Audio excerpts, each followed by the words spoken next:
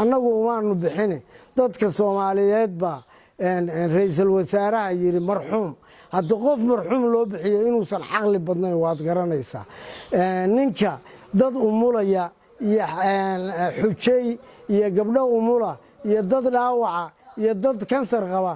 wax walba xaalad kasta ku imaan kara yiri diyaaradu ma tagi karo waxa weeyaan cugdad abtirsatay buu qabaa xasan sheekh waxaan leeyahay mar waa hambalyeynaya mar labaadna waa hambalyeynaya laakiin waxba uu san ogeyn anoo mar koowaad iyo mar labaad u hambalyeynaya waxba uu san ogeyn waxaan ugu hambalyeynayaa wiiqitaanka iyo laynta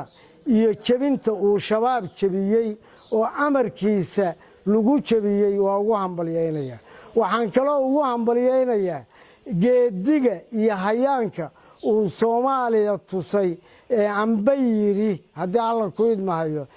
doorasho qof iyo cod ah la aadaya oo mar dambe may dhacayso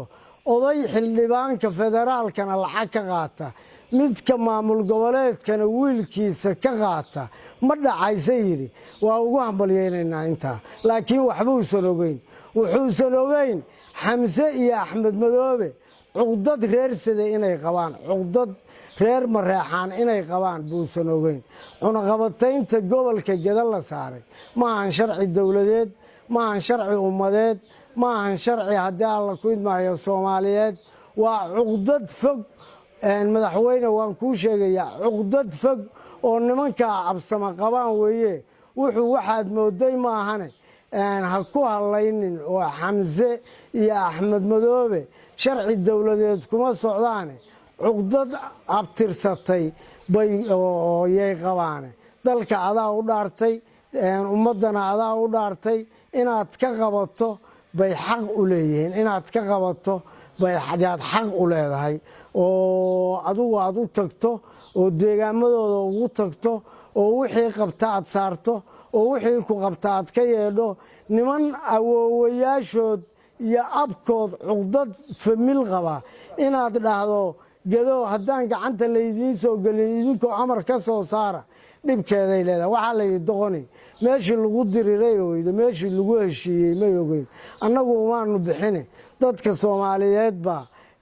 ra'iisul wasaaraha yiri marxuum hadda qof marxuum loo bixiyo inuusan xaqli badnayn waad garanaysaa ninka dad umulaya iyo xujay iyo gabdho umula iyo dad dhaawaca iyo dad kansar qaba wax walba xaalad kasta ku imaan kara yiri diyaaradu ma tagi karo waxa weeyaan cugdad abtirsatay buu qabaa madaxweyne waxaan ku leenahay arinta dib u fiiri baan ku leeyahay arinta dib u fiiri baan ku leeyahay